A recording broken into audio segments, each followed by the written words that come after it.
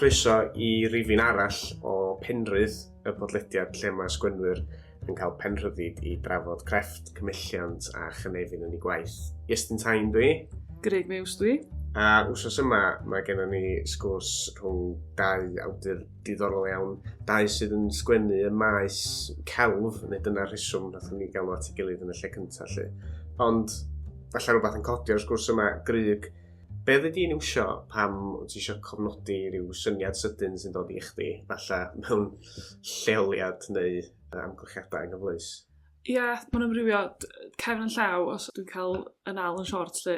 A mwy dwi yn iwsio'n ffôn, ond dwi wedi bod yn un o'r bobl yma sydd wedi bod yn fel, na, beiro a papur, a dwi wastad yn mynd i garu beiro a papur dde, ond mae'r ffôn yn gyfleus pan ti'n mynd cario am byd arall. Be amdana ti? Ie, rhywun fath, dwi'n gwir, mae notes y ffôn yn beth defnyddiol iawn.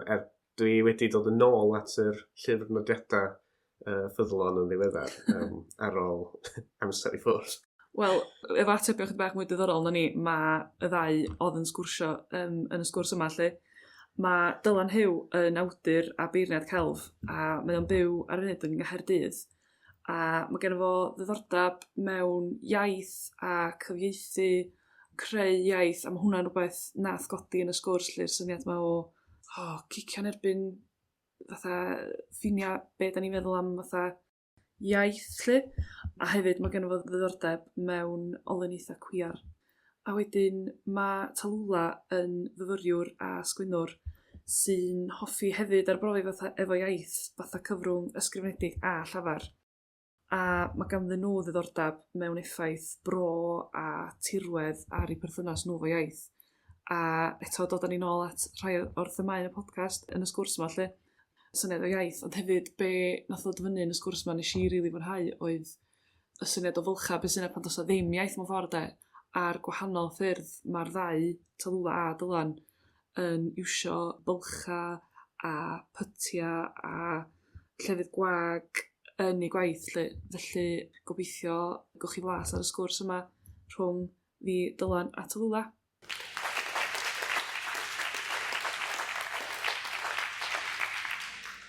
Da ni'n mynd i fynd yn syth i fewn i'r gwaith sgwennu os di hynna'n oce. Y sgwennu ydy'n man cychwyn ni. Felly fyddwn ni'n cychwyn wan, fyddwn ni'n cael clywed darn o waith sydd ar y gweill gan y ddau ohonach chi. A dwi'n mynd i droi at Dylan yn gyntaf os di hynna'n oce. A ti di paratoi darn o ysgrif sgyn ti di bod yn gweithio ni o'r enw slip, dwi'n meddwl. Alli di roed unrhyw gyflwyniad sydyn sgyn ti i'r darn a wedyn jyst mynd amdani a darllen?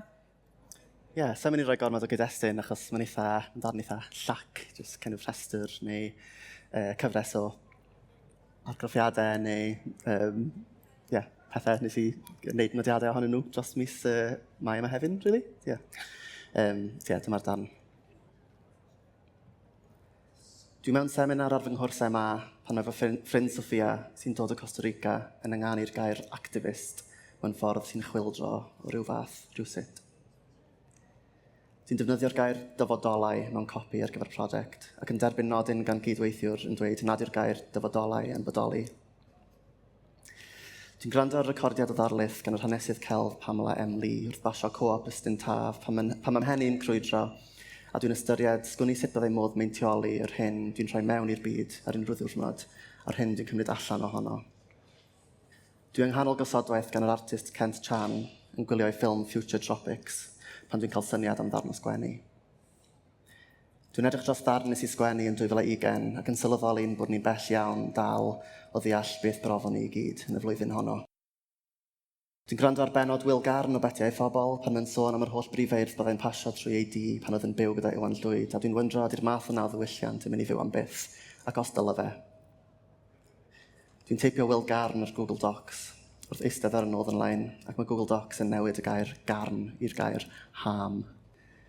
Dwi ddim yn nabod fy nghymdogion. Dwi erioed wedi dringo'r wyddfa. Dwi'n sgwennu'r frawddeg, dwi'n teimlo serchynu fy mod i yn bodoli fel arfer. Dwi'n gwneud nodyn i wneud rhywbeth gyda'r cysyniad o fodoli fel arfer, hynny ydy fel practis. Dwi'n gwrando ar benod o'r podlediad Pŵg pan mae'r gomediwr athronydd Jacqueline Nova yn sôn am ei epiphany, mae nid ffenest rhwng ymenydd a byd yw llygad. Sy'n fy nghyffroi ac yn fy mrawychu ac gwneud i rhywbeth glicio. Dwi'n gwrando nôl ar y benod o pwg i geisio gallu dyfynnu'r hwn ddywedodd Jacqueline Novak yn iawn, ond dwi'n methu ffeindio rhan iawn o'r benod, a dwi'n rhoi lan. Dwi'n ystyried unwaith eto y syniad o gynnal boicot tawel o holl gynnyrch diwylliannol Unol Daleithiau America am flwyddyn neu fwy. Dwi'n eistedd ar dren gyferbyn ar rhywun sy'n edrych fel y tad creulon ar rhaglen trwy crime i fi wylio'n ddiweddar. Dwi'n mynd ar goll wrth fynd am dro ac yn ffeindio rhywbeth mewn clawdd. Dwi'n gwneud fy hun yn fach, dwi'n tyfu, dwi'n cyfieithu, creu rheol, iaith, ffurf, atgof. Dwi'n camu nôl a dwi'n cadw'n dawel, nes bod gen i rhywbeth i ddweud. Diolch.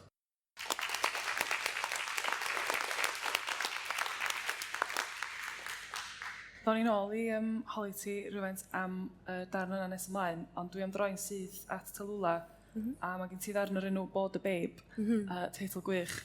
Mae'n ddrafft, ti di gorau ailweithio rhywfaint ar gyfer sesiwn heddiw. Dwi'n gwybod ti eisiau sôn mymryn am hynny cyn mynd amdani, ond ia, ni di jyst cyflwyno beth ti'n ddarllen a rhannu'r darn o'n isgol dyna.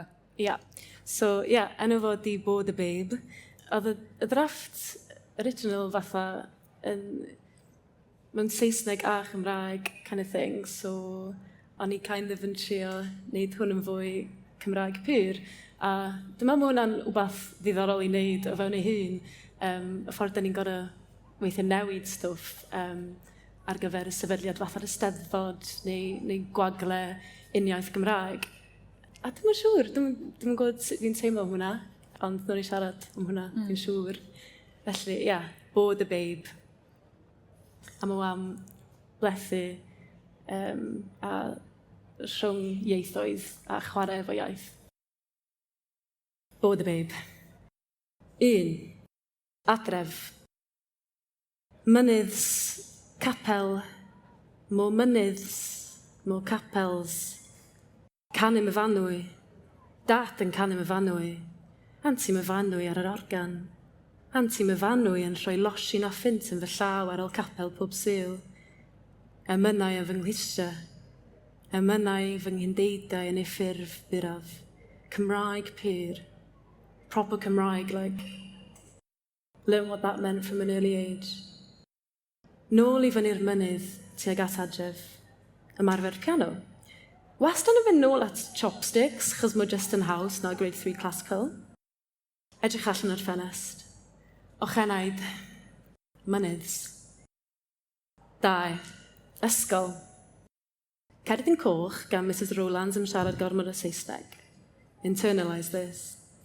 Edrychais i lawr ar fy nwyl o glasoedd a gweld wedi gorchuddio a gwaed a phob slurry o Saesneg a leithrodd oddi ar fy nhafod. Greatest crime I ever committed. Cwilydd.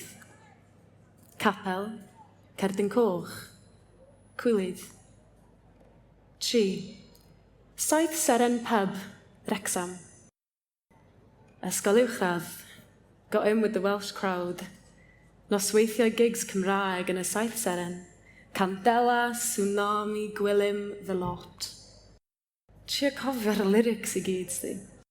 Ymarfer o flaen y drych, trying to play o Barry M. Glitter Bomb. Greatest performance I ever gave. Capel, Cerdyn Coch, Cwilydd, Candelas. Friday night Cymreictification. 4. 17. Treulais y ddwy flynedd olaf yn yr ysgol yn batio fy mrannau at bouncers mwyn I mi allu dioddef noson o rando ar yr un club edit o 2017 hit single Ed Sheeran, Shape of You. So ni wastad yn endio fyny yn Wrexham Mackies am 4am. Mae gan McDonald Wrexham y polisi arbennig yma lle maen nhw'n gorfod chwarae cerddoriaeth glasurol ar ôl 5pm I atal ymddygiad gwrthgymdeithasol. Large Big Mac meal with a side of Beethoven's Moonlight Sonata, please. Cheers. Eventually, nes I flino. Nid yn unig o'r nosweithau glidio gyda'n oed. Nes I flino ar fy nhafod yn ceisio dod o hyd I le. Haws I dorri fo ffwrdd. Cerddais I ffwrdd a dal, allwn I ddim golchi ffwrdd y gwaed ar fy nwylo. Capel. Cerdyn coch, cwilydd, Candelas. German classical period composer C.B.E. Bach. Caethiwed. 5.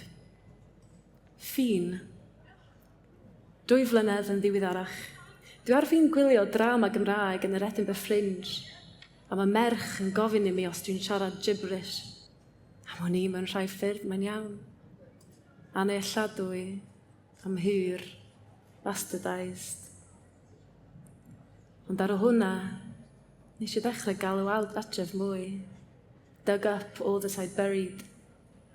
Darganfyddais fod pethau wedi symud, shifted.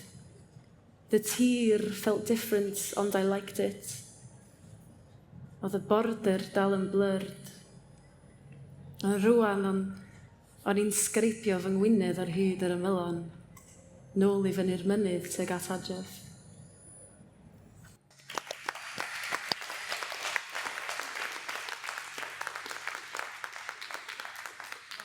Diolch galon am hwnna, Talulah.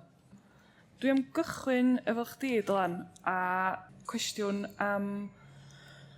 Wel, wrth ddarllen dy waith di, mae'n amlwg bod chdi'n ymwybodol o fod yn sgwennu wrth sgwennu, lle ti'n sôn am... Un llinell yn hwnna, mae rhywbeth fel dwi'n sgwennu y llinell yma, a wedyn ti'n sgwennu y llinell yn y darn. Hynny di, wrth sgwennu, mae'r traethydd neu y llais y fi yn y darn yn sgwennu fewn i'r profiad o sgwennu. A bron bod y broses o sgwennu yn gymeriad yn ei hun yn y gwaith. Fysa chdi'n cytuno efo'r disgrifiad yna, a beth sy'n bwysig i chdi am y ffordd yma o sgwennu a mynegu dy hun, lle? Ie, fyswn ni bendant yn cytuno. Fi'n meddwl bod yr rhywbeth i'n neud efo pa mor agored oedd y gwahoddiad ar gyfer y sgwrs yma, ar gyfer y darn yma. Achos fi'n meddwl bod yn y flwyddyn diwetha, anyway, mae mwyafrif helaeth y pethau fi wedi cyhoeddi wedi bod mewn ffurf neu fformat eitha penodol, sef sgwennu am gelf, bydnadaeth gelf, sydd yn, mae yna hyblygrwydd a stwff i'r ffurf na, ond mae hefyd yn fformat eitha penodol, so fi'n hoffi, pan mae fi ryddid llwyr, fi'n hoffi lunio mewn i hynna mewn ffordd a peidio gadael i'r ffurf ymddangos wrth bod fi'n sgwennu rhywbeth. So yn amlwg, fi'n troedio o gwmpas amryw ddalweddau a syniadau a profiadau a wags a sgyrsiau a pethau fi'n gwrando arno a pethau fi'n gweld.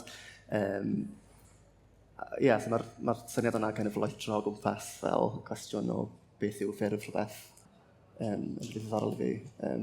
Yn wedig, achos bod fi yn treulio gymaint o amser fi'n sgwennu am gelf, mewn ffordd be fi'n neud yw sgwennu am y ffordd mae pobl yn cyfieithu syniadau nhw mewn i ffurf a trio wneud sens o hynna.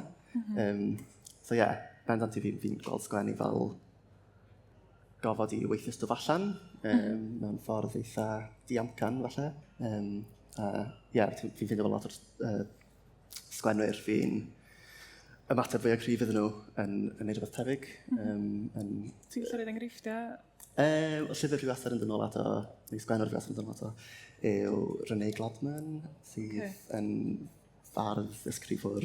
Mae'n anodd ysgrifio mewn ffordd arddull i.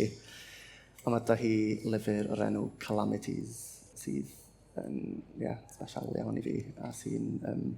mae hi'n dechrau pob... o leia hanner cynta'r llyfr yna, mae pob penod yn dechrau efo I began the day, a mae'n sôn am...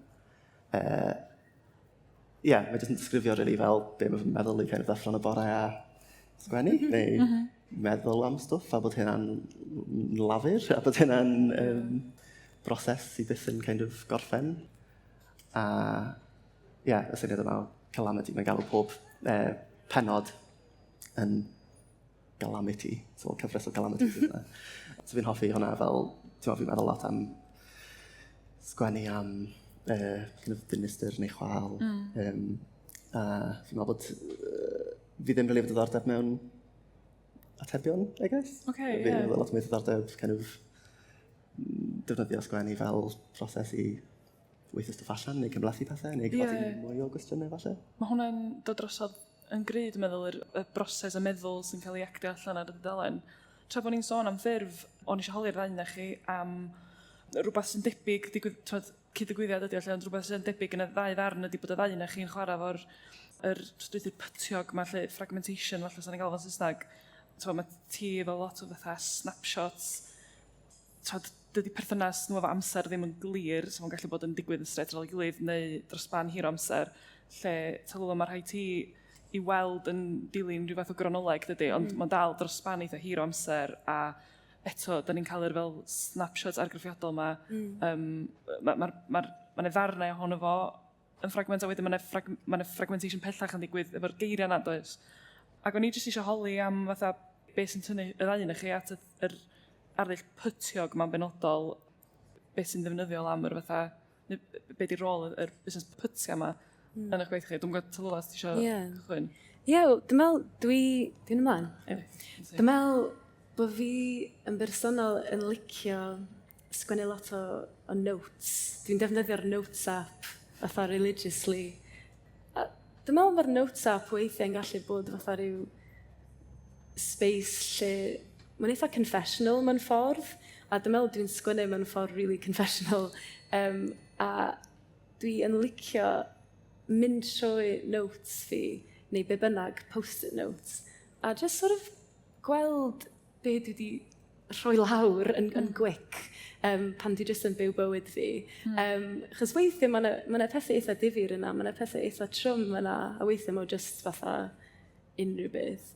Felly, dwi'n licio chwarae efo hwnna o ran ffurf, oherwydd, dwi eisiau cael yr elfen confessional yma, ond dwi ddim eisiau neud o fatha, oh my gosh, dwi'n teimlo hyn. Fatha, dwi'n meddwl mae'n eitha authentic i sut fi'n teimlo in the moment kind of thing, pan fi'n sgwennu. So fi eisiau i raddau dogfennu hwnna mewn darn mwy o waith, sydd yn clymu pethau at ei gilydd. Dwi'n licio clymu, y broses o glymu pethau efo'i gilydd a phlethu pethau. Dwi'n meddwl bod pethau jyst yn gorfod bod, mae hwn am hwn. Na pam dwi'n licio sgwennu fel yna, dwi'n meddwl, dwi'n gwybod dyna ti. Ie, fi'n meddwl i fi, yr elfen yna, fel bod yn authentic i kind of y ffordd ni'n prosesu syniadau neu teimladau. Fi'n meddwl bod rhywbeth hefyd am y syniad o fel y ffordd ni'n prosesu gwybodaeth, neu fel y ffordd ni'n encountro gwahanol bethau. Fel fi'n meddwl bod kind of oriau bod fi wedi treulio kind of just yn mynd lawr fel Wikipedia rabbit holes, neu fel just browsio fel Tumblr neu rhywbeth pan o'n i'n iau, fel wedi kind of really siapio y ffordd fi'n sgwennu, neu'r ffordd fi'n prosesu syniadau. Fel, fi ddim yn arbenigo mewn unrhyw beth, ond fi'n hoffi meddwl bod gyda fi kind of, defnyddio fel y ffordd ni'n kind of rhwydweithiau yma sy'n fel diffinio ffordd ni'n ymwneud ar byd nawr. Mae'n really big. Ti'n dweud da ni'n prosesu gwybodaeth mewn ffordd mwy fragmented nag erioed. Ti'n meddwl am the stream TikTok. Yr hyper-fragmentation am y ffordd e. Mae'n ddiddorol meddwl sut mae hwnna'n effeithio'r ffordd da ni yn meddwl a sgwennu. Ond jyst i symud ymlaen yn sydyn, o'n eisiau troi at sort of cynnwys darn teitl a mae'r syniad o'r ffin i weld yn rhywbeth pwysig o ran y darn yma, mae'n y teitl, mae'r teitl yn llythrenol sôn am y ffin neu ardal y gorora, a ti'n sôn am hunaniaeth a iaith rhywun sydd wedi tyfu fyny, ddim yn bell o'r ffin. Y gair sy'n defnyddio yn y teitl ydy border, ond at y ddiwedd y darn, ti fatha sa wedi symud at y gair ffin. O'n i eisiau holi os o'na arwydd o cad i'r shift yna, ac os yna wahaniaeth yn y terma yma fatha border, ffin, falle gair fatha'r gorora hefyd sydd ddim yn disgrifio'r llinell ei hun, ond y tir ei gwmpas o, a sut mae hynna'n chwarae fewn i dy feddwl di lle. Oedd hwnna yn conscious decision ar y diwedd i newid o'i ffin, oherwydd pan dwi'n meddwl am y gair border neu border, dwi'n meddwl i mi mae'n symboleiddio fatha rhwygo neu fatha divide, essentially, a dwi yn amlwg fatha yn erbyn borders, right? So, o'n i eisiau kind of symboleiddio hwnna, ond o ran yr actual cynnwys a profiad fi hefo borders a ffin, o'n i eisiau defnyddio ffin achos o'n i'n teimlo fatha ar y diwedd neges fi, I suppose, yw, mae pethau dal yn fragmented, mae'r tir o gwmpas di newid, ond mae ffin mewn ffordd i mi, dwi'n meddwl am orffeniad mewn ffordd, dy ddim yn divisive, mae wbath yn gorffen mewn ffordd hefyd. Mae'r llinell yn gorffen, a mae yna wbath newydd, mae yna dir newydd. So, dwi'n meddwl, oedd hwnna just i symboleiddio mherthynas i hefo iaith hefyd, a hefo diwylliant, a diwylliannau gwahanol hefyd, a'r ffordd dwi yn cysylltu efo hwnna. Felly, dwi'n meddwl, oedd o yn conscious decision oherwydd dwi'n meddwl am bethau gwahanol efo'r ffin a border. Ie. Rhywbeth diddorol nath godi ddoedd, nath ni holi'r cwestiwn, achos oedd Marged a Steffan yn y sesiwn ddwytha'n sôn am syniad o adra lot, a oedden ni'n siarad am bod nhw ddim, wel, oedd Steffan yn gorfod bod i ffwr o adra i sgwennu am adra, tra bod Marged yn gorfod bod yn llythrenol lle oedd hi'n sgwennu am i sgwennu amdano fo. A ni'n wondro, fatha, lle ydych chi, y ddau o'ch chi, achos mae'n swnio fatha bod chdi wedi sgwennu, fatha, ti'n sôn am sgwennu ar y tren, ti'n sôn am dod â ni nôl at y syniad am fragmentation, ond fatha, lle ydych chi pan ydych chi'n sgwennu'r gwaith yma, a sut oedd hynna yn bwydo fewn i'r darn wedyn, lle? Fi bendant yn ei gwaith gorau fi ar drenau yn gyffredinol. A fi'n meddwl pan fi gwmpas y lle, mae pethau jyst yn clicio yn fwy naturiol. So, yn amlwg, nath lot o bethau yn y darn yma, just kind of ddod o fel, notes app, Google Docs, kind of eitha diamcan, ond wedyn, oedd ddiwrnod pan o'n i'n cerdded drwy'n Llundain, a o'n i'n gweld fel loads o arddangosfeydd, o'n i'n sgwennu fel mwy nag un darn ar unwaith, so oedd hwnna kind of on the go hefyd. A fi'n meddwl yn y darn fi'n sôn am bod mewn arddangosfa, a bod fi'n cael syniad am ddarn, so hwnna oedd y darn yna. Sa'n gwybod, fi ddim yn rhywun sydd fel yn really gallu kind of eistedd yn llonydd a kind of just canolbwyntio. Fi ddim yn un am canolbwyntio, really. Fi'n meddwl bod hynna'n kind of cael ei adlewyrchu yn y gwaith fi'n sgwennu, definitely. O, sicr. Be amdana ti, Talulah? Nes i sgwennu fo dal yn eitha fragmented, ond o'n i yng Nghaergrawnt yn y brifysgol, a o'n i di defnyddio rhannau o fo i ymgeisio ar gyfer y cwrs yn Tŷ Newydd, ar gyfer sgwennwyr newydd, efo Iestyn a balli. A dwi'n meddwl, oedd yna fatha prompt, actually, o sgwennu am Gymreictod a dy berthynas di efo fo. A felly, o'n i'n meddwl lot am adre efo. Dwi'n meddwl, dwi'n defnyddio loads o nostalgia pan dwi'n sgwennu, a dwi'n lyfio wneud hwnna. Ond dwi'n meddwl y rheswm o'n i wedi wneud hwnna, oedd achos o'n i heb fod adra i Gymru am spells di. So o'n i'n trio meddwl, be di fy merthynas i Gymru? Apparently Barry M. Lipa, mae Wrexham MacDonald. Ond dwi'n meddwl, mae jyst fatha, oedd yna rhyw snapshot a lleoliadau specific yn sefyll allan pan dwi'n meddwl am adre, apparently. A dyna be gath ei sgwennu. Difyr. Da ni'n dod tuag at ddiwedd y sesiwn, a dwi eisiau gwneud siŵr bod ni yn cael cyfle i siarad am y dewis o ran iaith yn y darn. Ti di sôn bod chdi wedi troi fo, di Cymreigio as in i'r iaith Gymraeg nid yr wlad, neu'r genedl neu whatever, y darn. Ond dwi'n gwybod bod y ddau na chi hefyd di bod yn gweithio ar brosiect Pegwn, Pegwn oedd enw, yn archwilio iaith. So dwi'n gwybod os da chi eisiau sôn yn sydyn am y gwaith nath y ddau na chi efo'r casgleb oedd y gair? Yna. A eich meddyliau am iaith mewn fel 3 munud.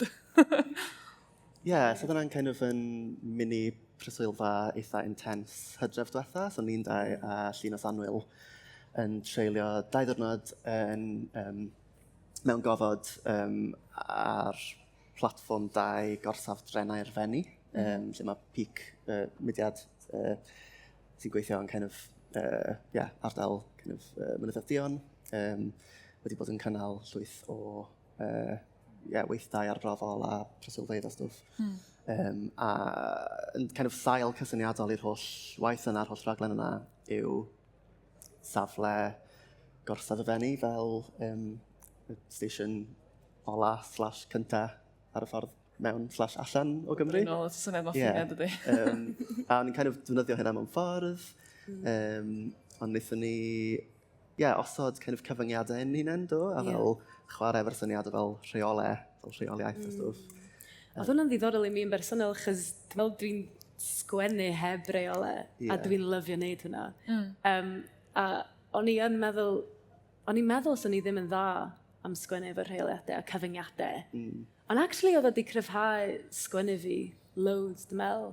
A fatha, oedd o bach o challenge. Ond dwi'n meddwl, i raddau fatha, yn amlwg, dwi'n meddwl, dwi'n licio sgwennu mewn unrhyw iaith sy'n teimlo'n naturiol i mi. So, weithio mae Cymraeg yn teimlo'n fwy naturiol ar gyfer ryw bwnc, weithio mae Saesneg, be bynnag.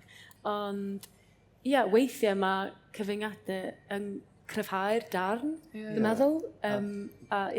Yn galluogi fel rhyddid o fath gwahanol, fi'n meddwl. Fel mae'r darn yma'n restr sydd fel un o'r cyfyngiadau fel mwy o strict mewn ffordd, ond wedyn mae fe mor llac yn fel i arddull hefyd. Ydy, mae hwnna'n... Dwi'n teimlo bod ni ar fi'n mynd i fewn i sgwrs rydw ddiddorol, ond dwi'n meddwl hefyd yn bwynt rili da i adael bobl efo fo, fatha rhywbeth i bobl feddwl amdano fo ar ôl sesiwn yma, a falle parhau efo'r sgwrs yn y dyfodol. Diolch o galon i chi'ch dau. Cwestiwn sydyn, jyst i ni gloi, ti dwi fath o ateb hyn yn barod, ond da ni yn holi be ydy'r llyfr neu'r darn o waith sgynnych chi wrth eich desg neu'r chwelu neu wrth ar y set wrth eich ymwneud chi ar y tren pan ydych chi'n sgwennu, sydd yn rhyw fath o helpu chi neu'n asgwn cefn neu yn procio. Talulah, ti eisiau? Mae gennau few things... Wel, mae gennau un actual llyfr sef Braiding Sweetgrass gan Rob Moore Cymru. Dwi'n defnyddio hynna oherwydd dwi'n lyfio y ffordd maen nhw'n siarad am dir a ein perthynas ni i lefydd ac i'r tir. Felly dwi'n sgwennu lot am hwnna, ond hefyd mae gennau fatha... Dwi ddim really yn lyfr, ond mae gennau scrapbook bach, a pob tro fi'n mynd i fel function neu event efo ffrindiau fi, fi'n jyst yn gadael o ar y bwrdd, a wedyn yn dweud, sgwennwch beth a'ch isio i ffrindiau fi, a maen nhw jyst yn sgwennu pethau, maen nhw'n creu pethau yn y llyfr scrapbook ma, a maen really ddiddorol achos fi byth yn gwybod pwy actually sydd wedi sgwennu'r peth ma, allan o ffrindiau fi, so maen really fatha confessional book efo fel anonymity. Felly dwi'n lyfio edrych ar hwnna a meddwl, gosh, pwy'n sgwennu hwnna? Wedyn mae'n sbardun o wbath i mi sgwennu, dwi'n meddwl. Wow, hwnna'n swnio'n really cool. Dylan? Mae Renee Gladman benson i'n nhw. Mae Sean Bonney sydd yn ffardd. Yn un arall llyfr enw Letters Against the Firmament, fi'n meddwl. Maen nhw'n just gobl o sgwennwyr sy'n... Maen nhw'n tueddu fod yn bobl sy'n gweithio ar y ffiniau rhwng barddoniaeth neu sgwennu celf neu ffuglen ar brofol, I guess. Ann Boyer, hynny'n arall hefyd. Pobl fi'n just gallu darllen paragraff ganddyn nhw a mae yna rhywbeth yn dechrau mynd. Cool. Wel, diolch o galon i'r ddau na chi. Mae'n di bod yn bleser cysgwrsio a sa'n braf cysgwrsio am oriau eto, ond mae rai ni adael i rywun arall gael y llwyfan mar yn hola ni. Wedyn, diolch i'r ddau yna chi am roi cipin i o dan y bonat a'r injan eich sgwennu chi. Yr hyn sy'n eich gyrru chi a sut ydych chi'n mynd ati. Anamal iawn, da ni'n cael y cyfle i ganolbwyntio ar y broses ei hun yn fwy na'r allbwn a gobeithio creu'r gofod na ydy diben penrydd ar gyfer y math yma o sgwrsiau. A diolch yn fawr, ydych chi'n rhaid.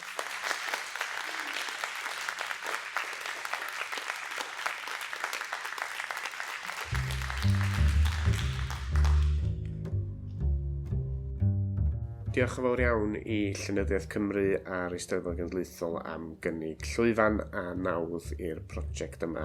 I Aled Jones o gwmni y pod am y gwaith o olygu a cynhyrchu penrydd. Diolch i'r holl sgwennwyr da ni wedi clywed yn ystod y gyfres yma, ac i bawb yng Nghynulleidfaoedd byw yn wsos ni ym Moduan. Os da chi wedi mwynhau penrydd, tanysgrifiwch, soniwch am y podlediad efo'ch ffrindiau, a da ni wrth yn bodda hefyd yn clywed eich adborth chi. Fedrwch chi gysylltu efo'r ddau ohonon ni ar Instagram @Iestyn_Tyne ydw i ac @Grug Muse ydy Grug.